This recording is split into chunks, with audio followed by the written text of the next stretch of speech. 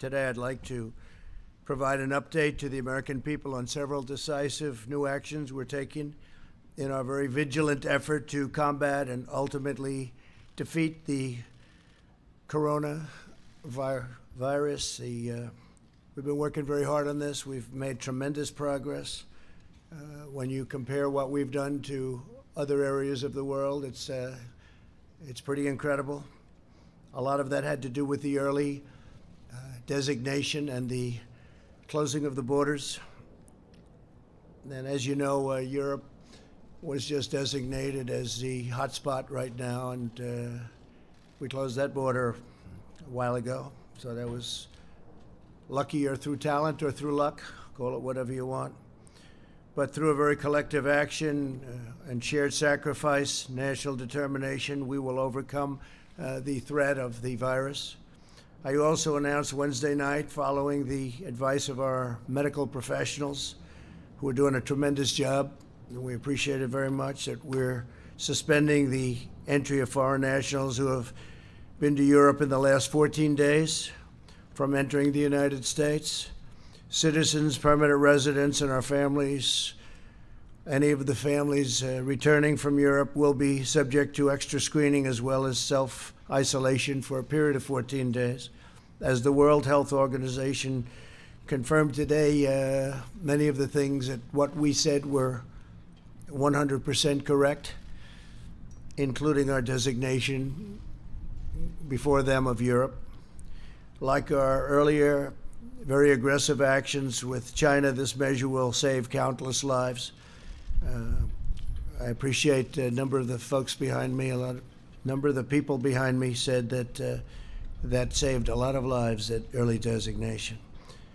But it is only the beginning of what we're really doing, and now we're in a different phase. We had some very old and obsolete rules that we had to live with. It worked under certain circumstances, but not under mass circumstances. They were there for a long time, they were in place for a long time, and we're breaking them down now. And they're very usable for certain instances, but not for this. To unleash the full power of the federal government in this effort today, I am officially declaring a national emergency. Two very big words. The action I am taking will open up access to up to $50 billion of very important and a large amount of money for states and territories and localities in our shared fight against this disease. In furtherance of the order, I'm urging every state to set up emergency operation centers effective immediately. You're going to be hearing from some of the largest companies and greatest retailers and medical companies in the world. They're standing right behind me and side of me.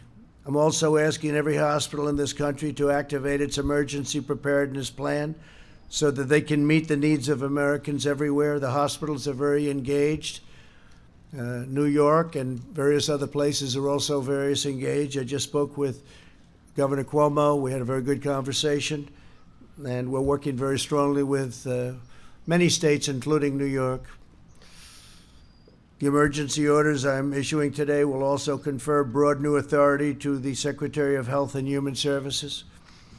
The Secretary of HHS will be able to immediately waive provisions of applicable laws and regulations to give doctors, all hospitals, and healthcare providers maximum flexibility to respond to the virus and care for patients. This includes the following critical authorities: the ability to waive laws to enable telehealth, a fairly new and incredible thing that's happened in the not so distant past. I tell you, what they've done with telehealth is incredible.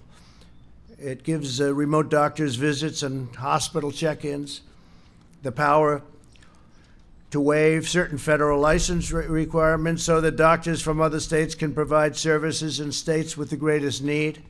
Number two, the ability to waive requirements that critical access hospitals limit the number of beds to 25 and the length of stay to 96 hours. The ability to waive the requirements of a 3-day hospital stay prior to admission to a nursing home, big thing.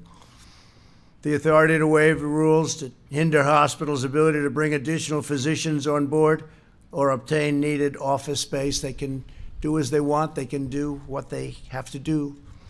They know what they have to do.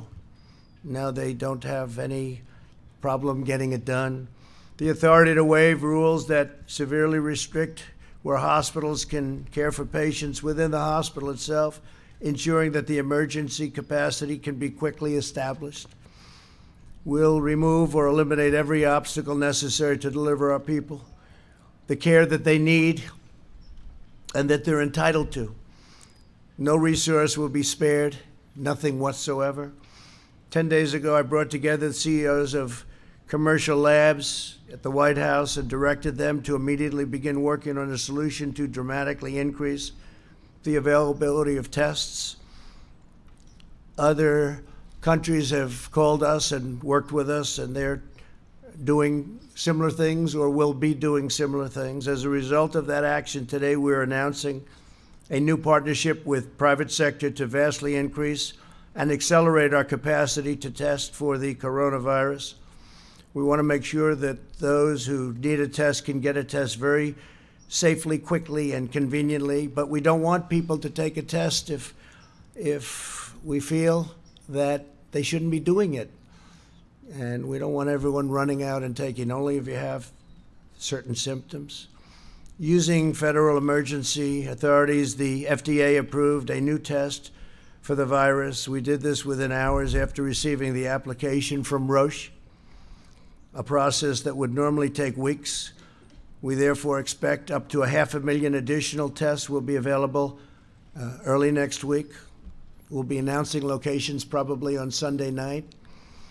I want to thank Roche, great company, for their incredible work. I'd also like to thank Thermo Fisher. The FDA's goal is to hopefully authorize the application within 24 hours. It'll go very quickly. It's going very quickly, which will bring additionally 1.4 million tests on board next week and 5 million within a month. I doubt we'll need anywhere near that. At the same time, we've been in discussions with pharmacies and retailers to make drive-through tests available in the critical locations identified by public health professionals. The goal is for individuals to be able to drive up and be swabbed without having to leave your car. I want to thank Google. Google is helping to develop a website. It's going to be very quickly done, unlike websites of the past, to determine whether a test is warranted and to facilitate testing at a nearby convenient location. We have many, many locations behind us, by the way. We cover this country and large parts of the world, by the way. We're not going to be talking about the world right now, but we cover very, very strongly our country, stores in virtually every location. Google has 1,700 engineers working on this right now. They've made tremendous progress. Our overriding goal is to stop the spread of the virus and to help all Americans who have been impacted by this. Again, we don't want everybody taking this test. It's totally unnecessary. And this will pass. This will pass through, and we're going to be even stronger for it. We've learned a lot. Tremendous amount has been learned. I want to thank Deborah Birx, and I want to ask her maybe to come up and say a few words as to what's happening. Dr. Birx is a highly respected person I've gotten to know very well over the last 6 days. And what we've done is rebuilt something that was very old-fashioned, somewhat obsolete, certainly obsolete when it comes to the kind of numbers that we're talking about. Dr. Birx, please. Thank you, Deborah. Thank you, Mr. President. It's a pleasure to be here with all of you. I think you know at the beginning of this epidemic, HHS through CDC proactively developed an assay built on the existing flu surveillance system. That surveillance system was then converted to diagnostic system. But last Tuesday, seeing the spread of the virus around the globe, the President realized that our current approach to testing was inadequate to meet the needs of the American public. He asked for an entire overhaul of the testing approach. He immediately called the private sector laboratories to the White House, as noted, and charged them with developing a high-throughput quality platform that could meet the needs of the American public. We are grateful to LabCorp and Quest for taking up the charge immediately after the meeting, and within 72 hours, bringing additional testing access, particularly to the outbreak areas of Washington State and California, and now across the country. We are also very grateful to the universities and large hospital systems that took up the charge to develop their own quality tests, made available by new FDA guidance. This has resulted in expanded testing across New York, California, Washington, Colorado, and you see sometimes those drive-through options that have been made available through these high-throughput options. Following the meeting last week, major commercial laboratory equipment and diagnostic companies took immediate action to adopt and develop new testing systems. Last night, the initial company, Roche, received FDA approval, moving from request to development to approval in record time. This innovative approach centered fully on unleashing the power of the private sector, focusing on providing convenient testing to hundreds of thousands of Americans within short turnaround times. In less than 2 weeks together, we have developed a solution that we believe will meet the future testing needs of Americans. I understand how difficult this has been. I was part of the HIV/AIDS response in the 80s. We knew from first finding cases in 1981, it took us to almost 1985 to have a test. It took us another 11 years to have effective therapy. It is because of the lessons learned from that we were able to mobilize and bring those individuals that were key to the HIV response to this response.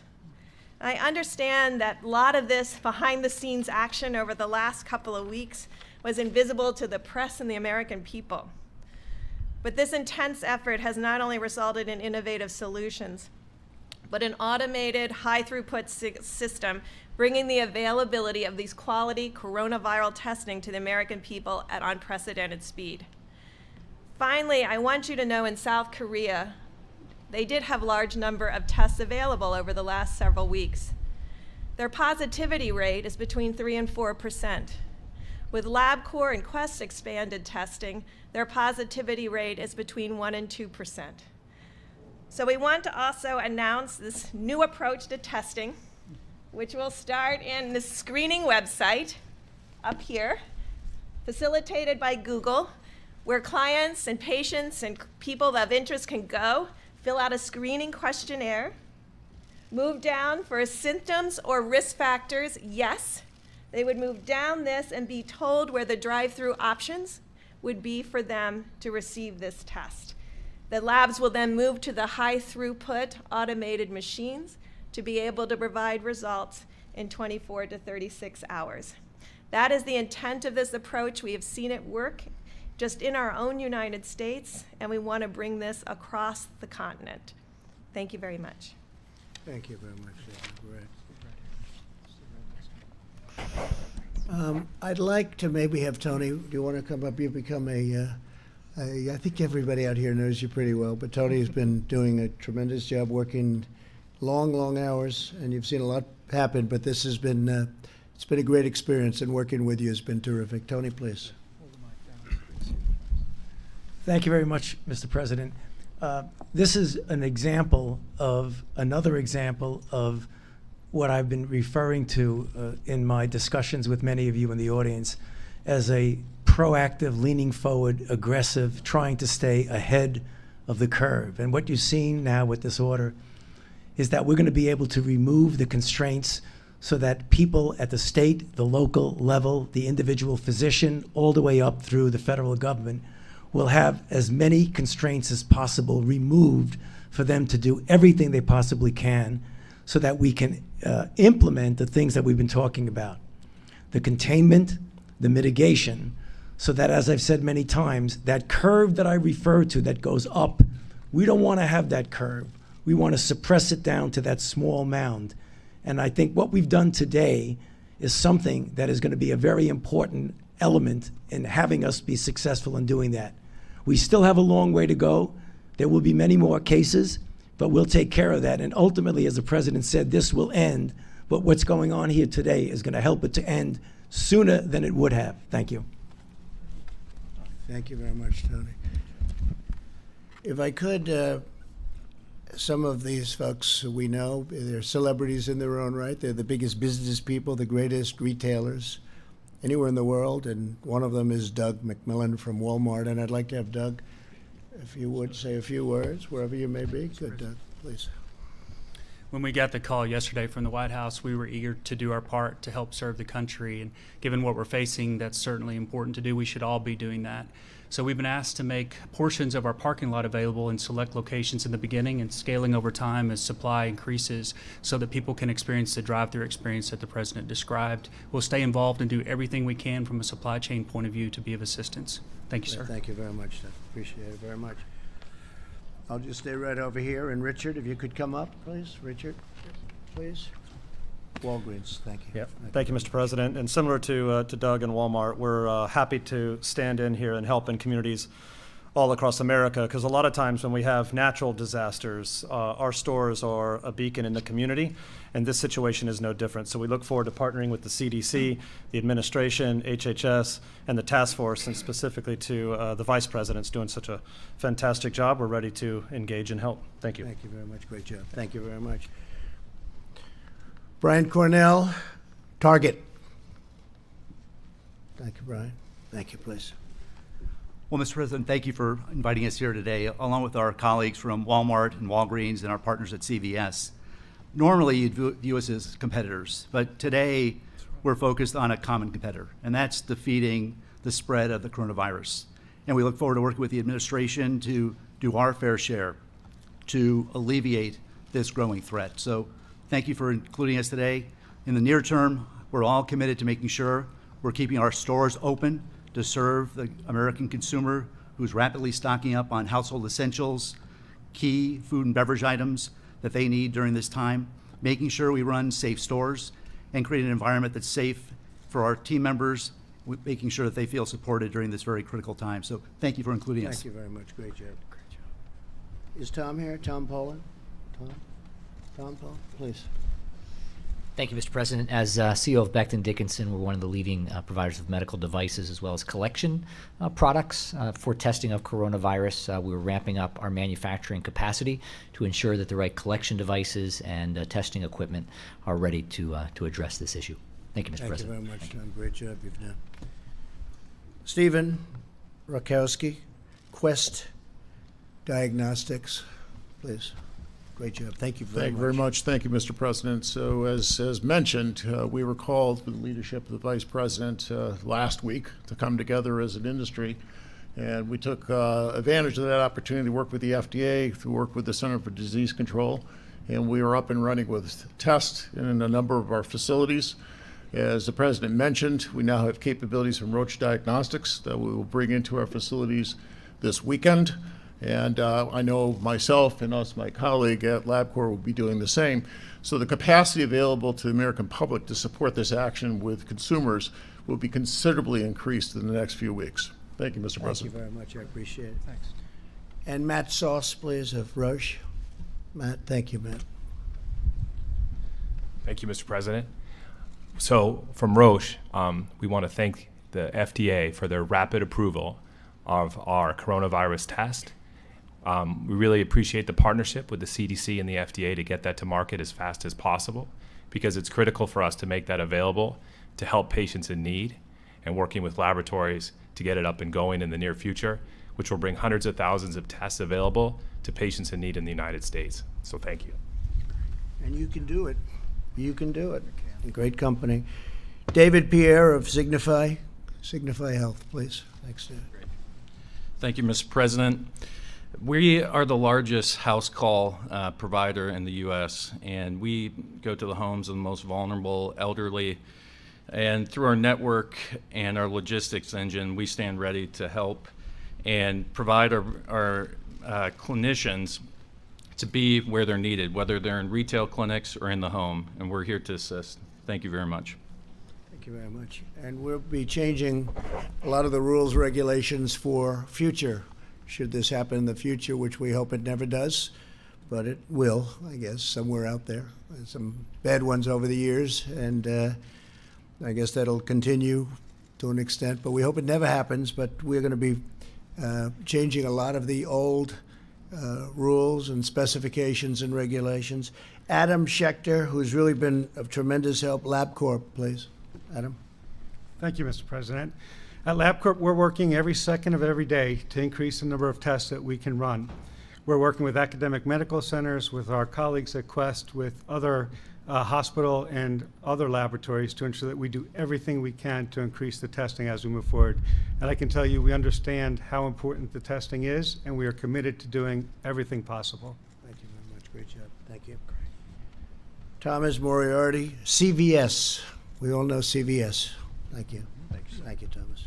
Thank you, Mr. President. We have been focused since the start of making sure our patients and the customers we serve have the information they need, the safety they need as well. We are committed to working with the administration and local public health officials to make this work as well. And thank you, sir, for the honor. Thank you very much. Thanks. Great job. And Bruce Greenstein, LHC Group, tremendously talented people. Thank you very much. Mr. President, thank you for the honor of being here. And the home health industry has been treating patients and seniors in the safety and comfort of their own home for decades. We're very proud to be part of the equation for testing in their own home. For Americans that can't get to a test site or live in rural areas far away from a retail establishment, we're here to help and to partner with our hospitals and physicians, as well as the people we have here today that will be doing testing around the country. Thank you. Thank you very much. Fantastic. We'll practice that. Okay, I like that. That's good. We're also announcing the following emergency executive actions today. To help our students and their families, I've waived interest on all student loans held by federal government agencies, and that will be until further notice.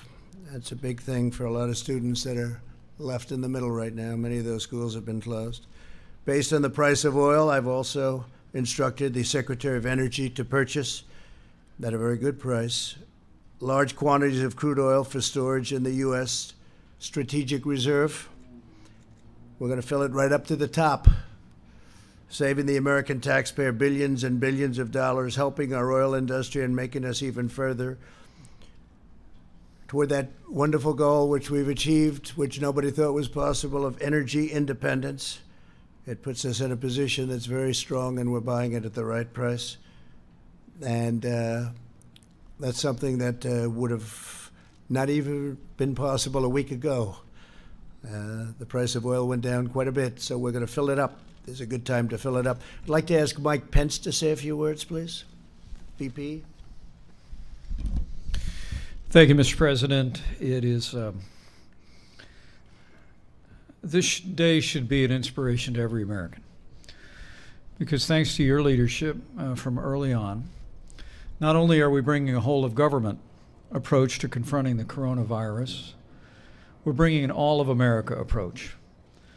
Mr. President, from early on, you took decisive action. You suspended all travel from China. You created travel advisories, South Korea and Italy. We screened all travelers from all airports in both of those countries. And on the unanimous recommendation of your health experts, you, at midnight tonight, will effectively suspend all travel from Europe, and Americans that were returning will be screened and asked to voluntarily participate in a 14-day quarantine. Throughout this process, Mr. President, you put the health of America first, but you brought the best of America to address it. And it's not just at the federal level. As you said, Mr. President, we've been working with states across the country. We issued broad guidelines from CDC for every American. But this week, at your direction, we tailored specific recommendations from CDC for New York, Washington State, California, Massachusetts, and Florida. And we've been in continuous contact, as you said, with governors around the country. And Mr. President, you have forged a seamless partnership with every state and every territory in this country to put the health of our nation first. But today, I trust that people around the country that are looking on at this extraordinary public and private partnership to address the issue of testing with particular inspiration. After you tapped me to lead the White House Corona Task Force, Mr. President, you said this is all hands on deck. And you directed us to immediately reach out to the American business sector, commercial labs, to meet what we knew then would be the need for testing across the spectrum. And today, with this historic public-private partnership, we have laid the foundation to meet that need. For Americans looking on, by this Sunday evening, we'll be able to give specific guidance on when the website will be available. You can go to the website, as the President said. You'll type in your symptoms and be given direction whether or not a test is indicated. And then at the same website, you'll be directed to one of these incredible companies that are going to give a little bit of their parking lot so that people can come by and do a drive-by test. And Mr. President, I want to join you in thanking Walmart and CVS and Target and Walgreens. These are companies that are synonymous with communities large and small, where people come together, and now they're going to come together to meet the needs of the American public. These commercial laboratories, LabCorp and Quest and Roche, have just done an incredible job stepping forward, and are going to literally make hundreds of thousands of tests available and being processed with results to patients in the very near future. But it's all a result of you tasking us with bringing together not just government resources, which all state labs can now test across the country. CDC is testing.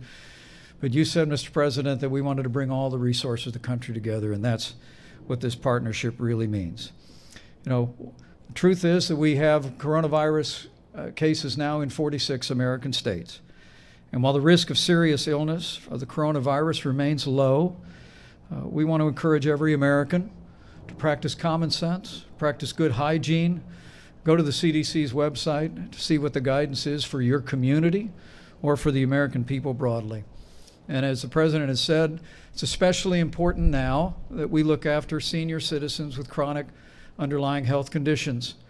Last week, the President directed the Center for Medicaid and Medicare Services to raise the standards at our nursing homes, increase inspections at our nursing homes. And today we're offering very specific guidance, which Seema Verma will articulate about visitations at nursing homes. It's important to remember that they were there for us when we were growing up, Mr. President. They helped us with our homework. They tucked us in at night. They cheered us on as we pursued education, cheered us on in our careers, and now it's time for us to be there for them and to recognize that seniors with chronic health conditions are the most vulnerable, and Americans can make a difference. So wash your hands, use common sense, look after the most vulnerable. And Mr. President, I know I join you in saying that every American should be proud of this incredible public-private partnership that's going to be speeding access of testing to millions of Americans in the weeks ahead. And together, as you've said many times, together we'll get through this. Together we'll put the health of America first. Thank you. Seema, where's Seema? I'd like you to maybe take that a step further, please, on nursing homes. Thanks. Thank you. Well, thank you to the President for the declaration. It allows my agency, CMS, that runs Medicare and Medicaid and has oversight of all of the nation's healthcare facilities, to suspend regulations that could get in the way of treating patients during this time. These temporary national blanket waivers are reserved for the rarest of circumstances, and they represent a massive mobilization of our country's resources to combat this terrible virus. And the flexibilities we are offering will be a godsend to the providers, clinicians, and facilities on the front lines of this fight. And later, CMS is going to be issuing guidance directing nursing homes to temporarily restrict all visitors and non-essential personnel, with a few exceptions such as end-of-life situations. We fully appreciate that this measure represents a severe trial for residents of nursing homes and those who love them, but we are doing what we must to protect our vulnerable elderly. Thank you. As I said in my address to the nation the other night, all Americans have a role to play in defeating this virus. Our most effective weapon right now is to limit the damage to our people and our country and slow the spread of the virus itself. The choice we make, the precautions we put into place are critical to overcoming the virus.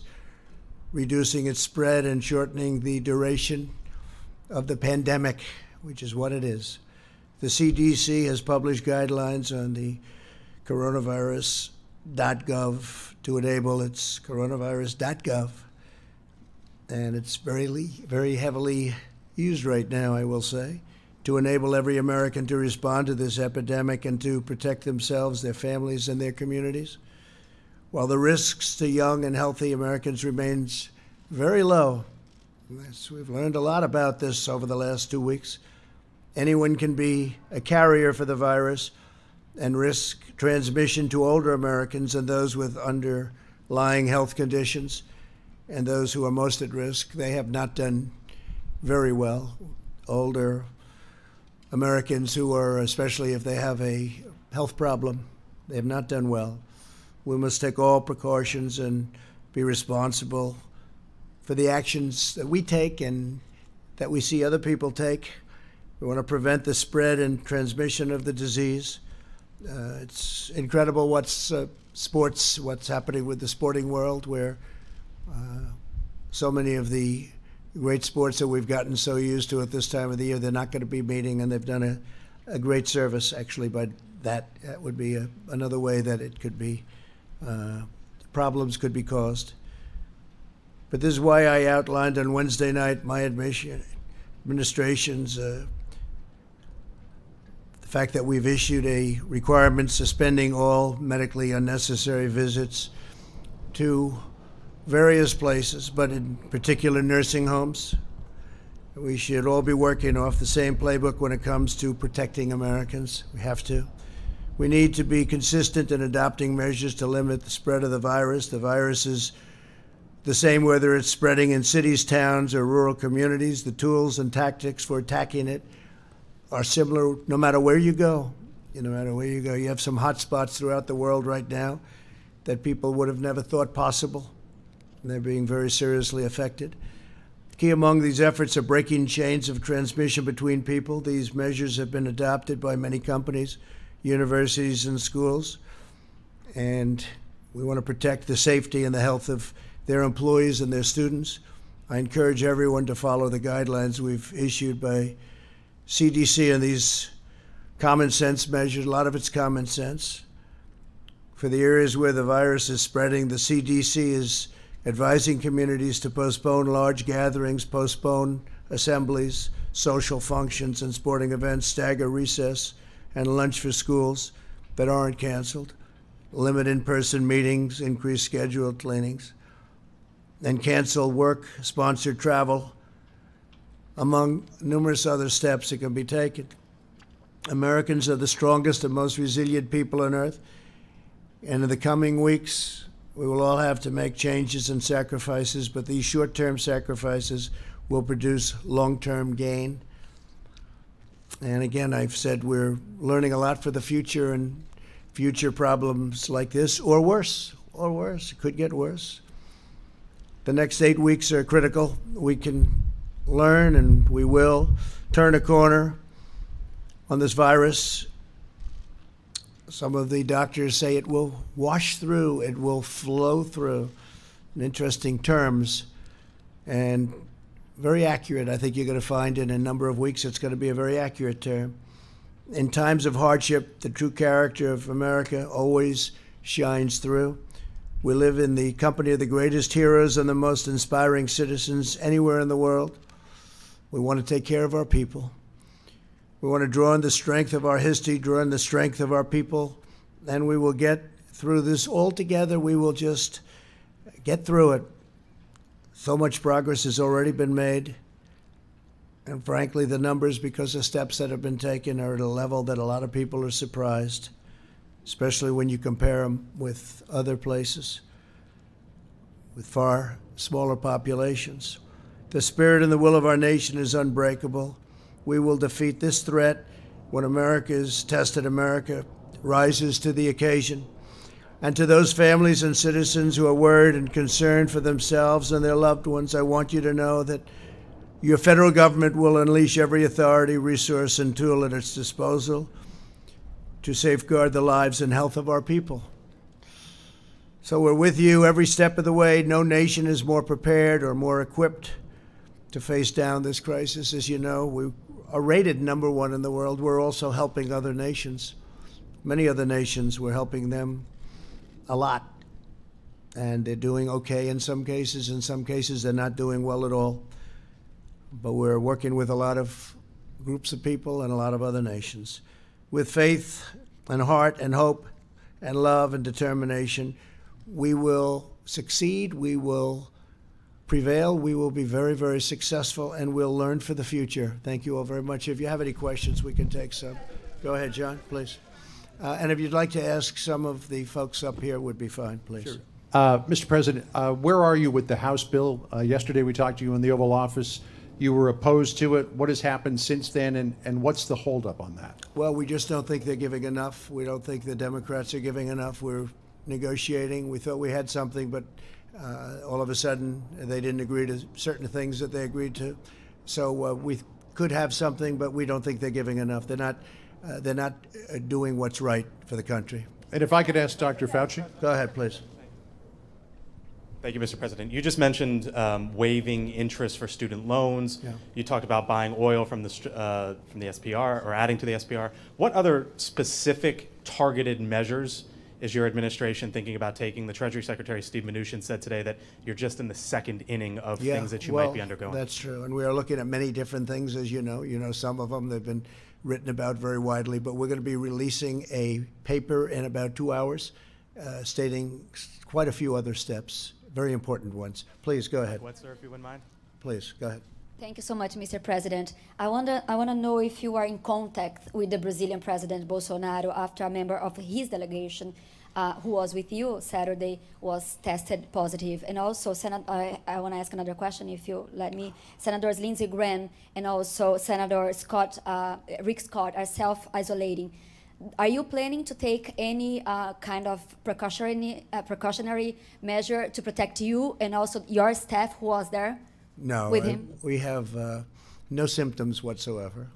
And we had a great meeting with the president of Brazil, Bolsonaro, great guy, very tremendous. He's doing a fantastic job for Brazil.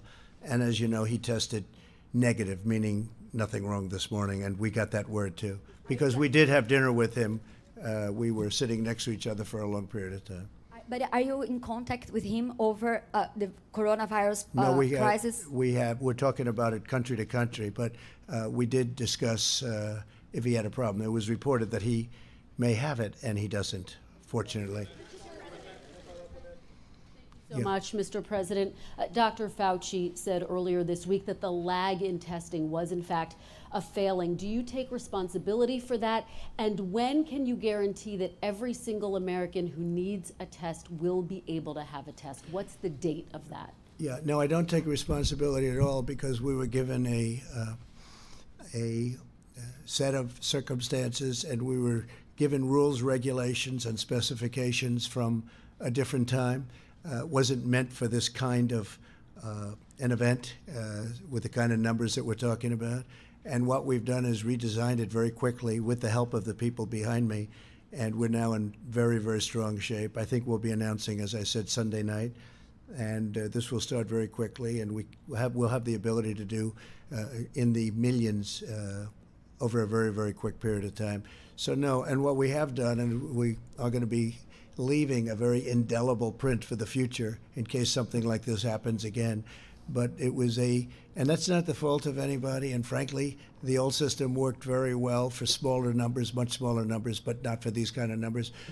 Tony, maybe you'd like to say something. Will you have, Tony, yes, please, by Sunday night, will every American be able to get a test? So just to reiterate what I said to many of you multiple times, it's a dissonance of a system. The system was not designed for what it was designed for. It worked very well.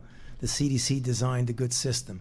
If you want to get the kind of blanket testing and availability that anybody can get it, or you could even do surveillance to find out what the penetrance is, you have to embrace the private sector.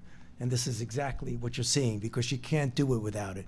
So when I said that, I meant the system was not designed for what we need. Now, looking forward, the system will take care of it.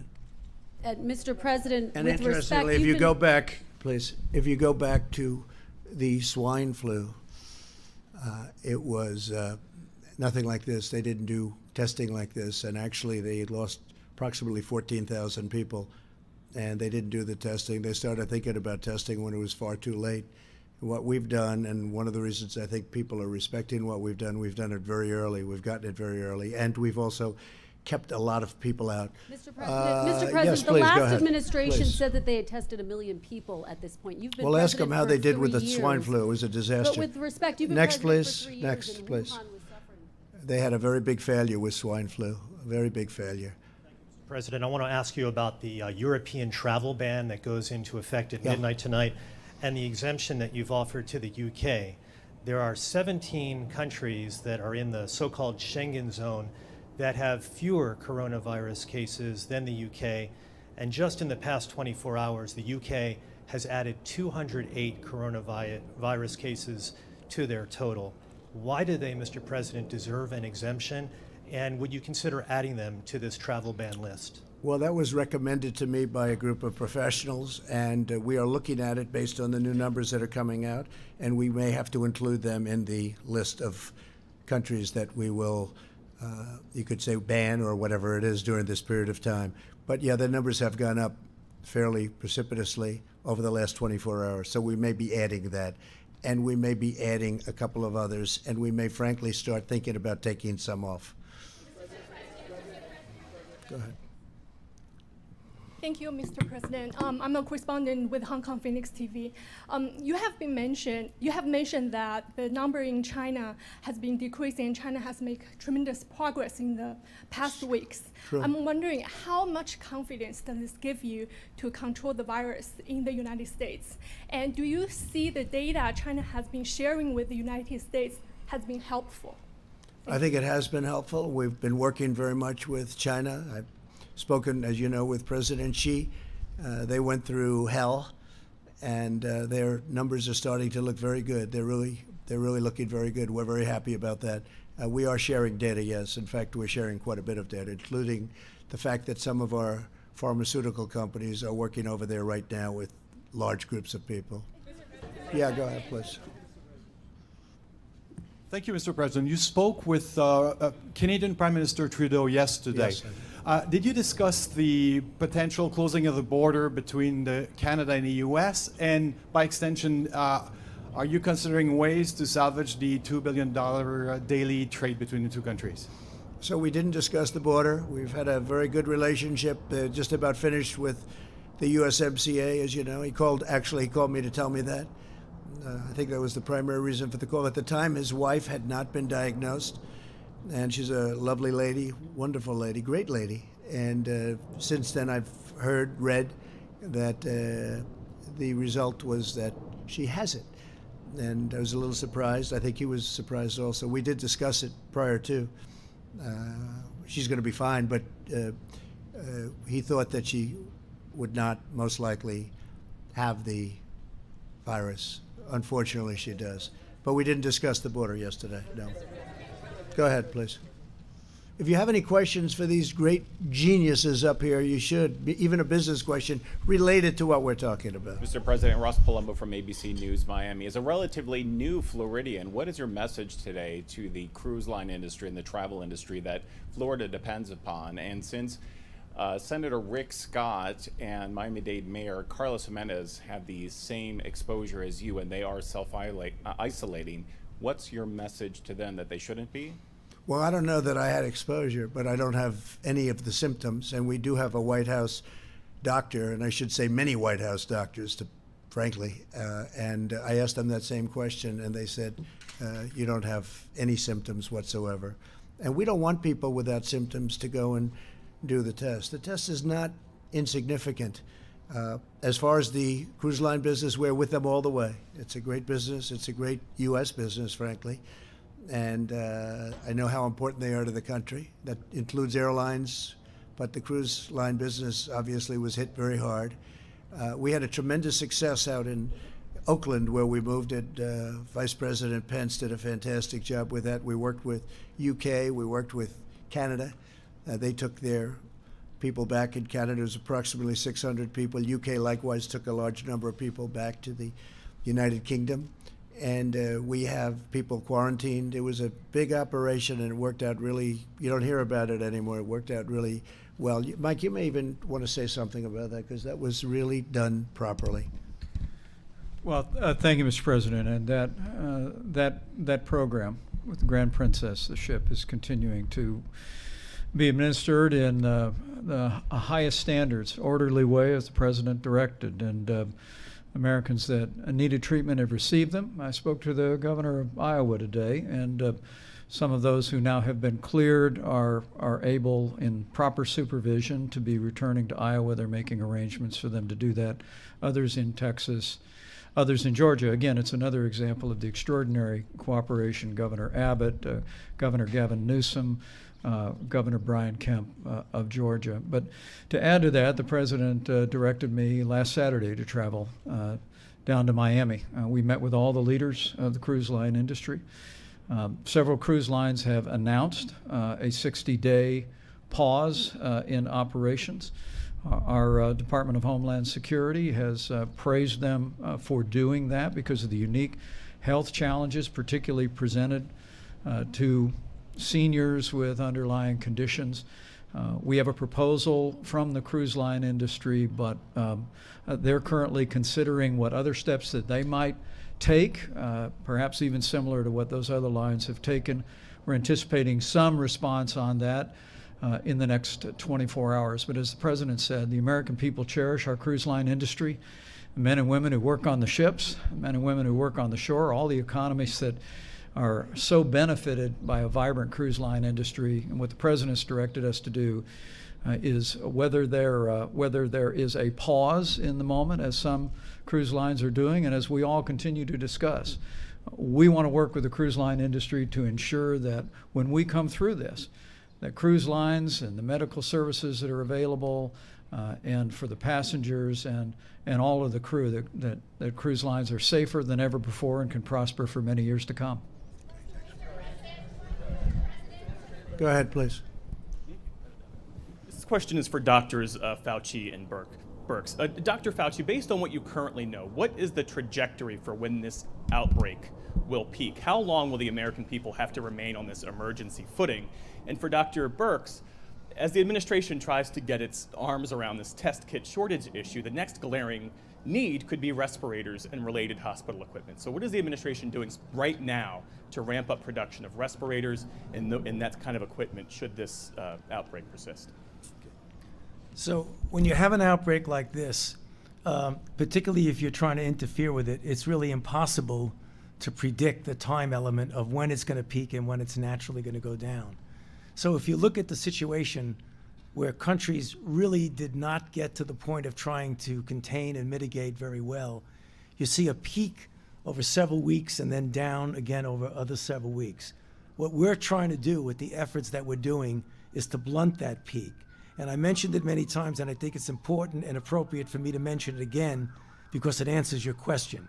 When you talk about preventing infections from without in, which is the kind of travel restrictions we're talking about, then how do you handle what you already have in your country? You continue some sort of containment, but you also do mitigation. And you try to proportion it to the areas where there are the most infections. The success of that and how much you make this turn into this is going to give you the amount of time. If we're successful, it'll be less. If we're not successful, it's going to be more. But these kind of things generally run out in a few months. Hopefully, we'll make it several weeks, 8, 9, whatever weeks. But I can't give you a number because it depends on how successful we are.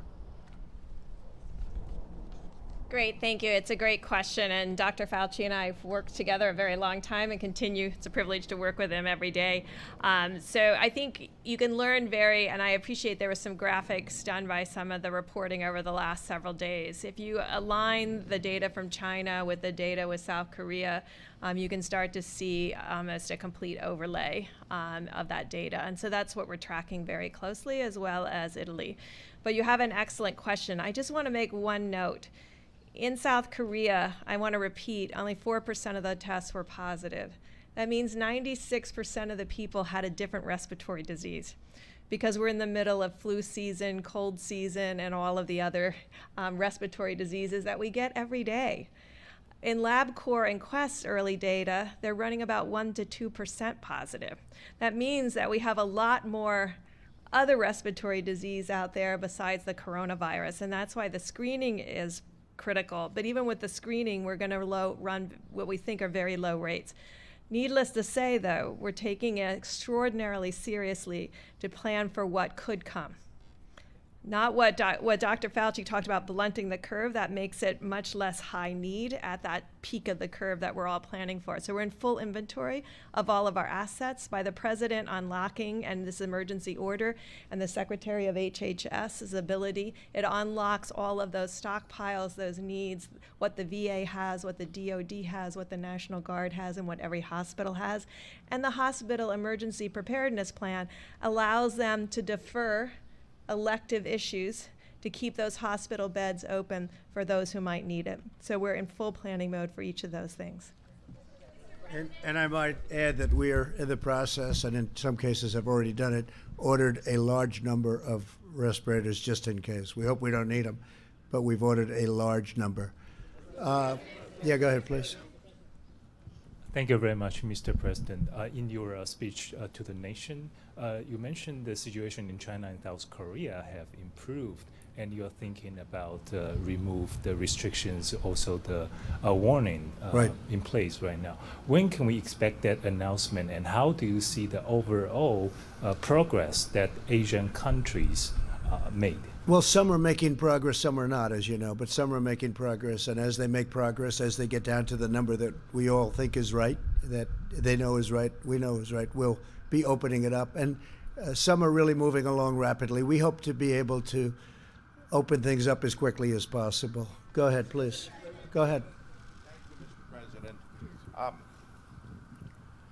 I'd like to ask Secretary Azar and Dr. Fauci just how Dr. Fauci, okay? Right, it better, all right. it better. Not 100%, but 90%. Right. Go ahead. This affects the elderly primarily, and in that sense, it's an unusual disease. Is any specific research being done as to why it affects our senior citizens more than others? So I don't mean to diminish your question, but we already know why it would affect senior citizens more. Because when you talk about anything that requires a robust immune system, as you get older, your immune system is not as potent as it is when you were young. And that's the reason why when you talk about even influenza, which we have extraordinary experience with over decades and decades, the people who are very vulnerable are the elderly and those with underlying conditions. The same thing holds true for a variety of other disease. Why cancer is more prevalent in mostly in older individuals, because the immune system that screens for it is less robust. So it really is something that is kind of well known over a lot of studies. Okay. OAN, please. OAN. Mr. President, so the Chinese officials are expressing some tones of discontent with how where the source of this virus has come from, and they're spinning some odd narratives. What are your response to the Chinese officials who are doing that, and have they signaled any kind of resistance to upcoming trade talks in response to how we're handling this No, we virus? have our deal with China. They're going to be buying $250 billion worth of goods and $50 billion from our farmers, and it's a great deal for our country. It's about time somebody did that. And frankly, phase 2 will start negotiating. I did read one article, but I don't think that article was representative, certainly not in my conversations with President Xi. And they know where it came from. We all know where it came from.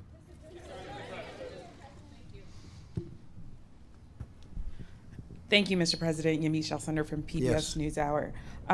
my first question is, you said that you don't take responsibility, but you did disband the White House Pandemic Office, and the officials that were working in that office left this administration abruptly. So what responsibility do you take to that? And the officials that worked in that office said that the White House lost valuable time because that office wasn't disbanded.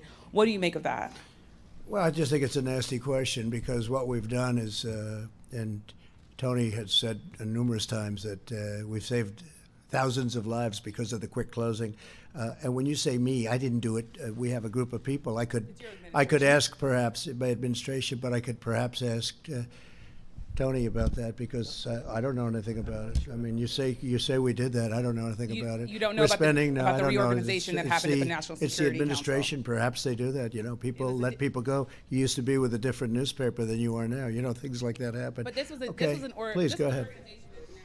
We're doing a great job. Let me tell you, these professionals behind me and these great, incredible doctors and business people, the best in the world, and I can say that, whether it's retailers or labs or anything you want to say, these are the best in the world. We're doing a great job. We have 40 people right now, 40. Compare that with other countries that have many, many times that amount. And one of the reasons we have 40 and others have, and again, that number's going up, just so you understand.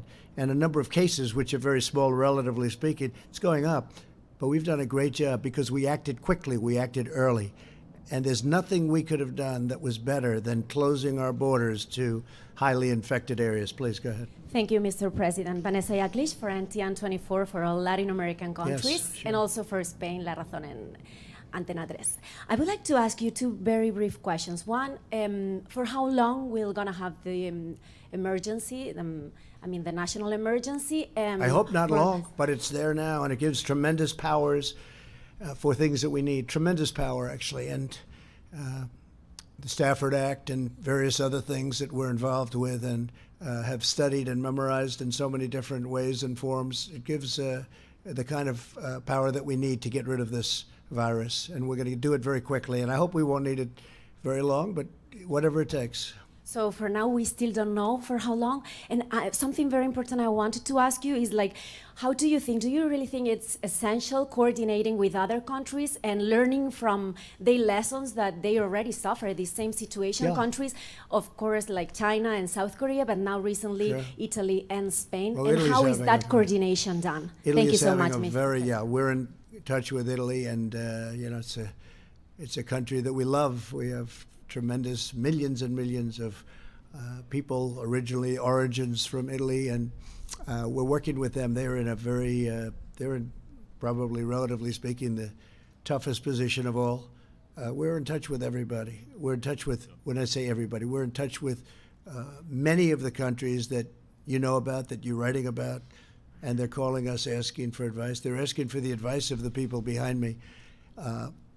Italy's got a tough situation, but they're really they have really clamped down, and I think they're going to see some very good results. It's tough what they did. They really took their medicine, but they're going to see some much better results. Yeah, Jeff? Thank you, sir. With regard to domestic travel, should Americans feel safe, or should Americans at all be traveling to states such as Washington State, New York, and other hot spots within this country? And a follow-up on Brazil. You're asking people who come back from Europe, Americans who are coming back from Europe, to self-quarantine for a couple weeks. You were in a picture with somebody who now has coronavirus from Brazil at Mar-a-Lago. How is that different?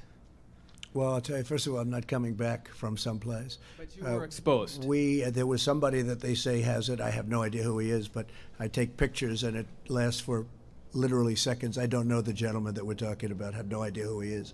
I haven't seen the picture. I said there's a picture of somebody, but I take sometimes hundreds of pictures a day. And that night I was taking hundreds of pictures, so I just don't know. Now, I did sit with the president for probably 2 hours, but he's tested negative, so that's good. It's just a matter Please of... go ahead. And the domestic travel, sir? Go ahead, please. I would say if you stay home, it's not bad. It's not bad. Now, there are certain parts of the country that are essentially have zero problem. Washington's been very tough, in particular a nursing home. But Washington, the state of Washington, has been very tough. It's been a big percentage of when you talk about the 40 deaths, that's been a big percentage of the deaths, as you know very well. And they all came from a certain area, unfortunately. Please, go ahead. Go ahead. Okay. Thank you very much, Yes. Mr. President. Cordelia Lynch, Sky News. You talked this week about the UK doing a good job in tackling coronavirus. In light of the rise in cases, are you changing your mind about that? You also just spoke about possible travel restrictions. Have you discussed when they might be put in place? Well, in light of the results, as we discussed before, in light of the results, we're going to be looking at it. And I know the task force is looking at it very strongly. Vice President, everybody.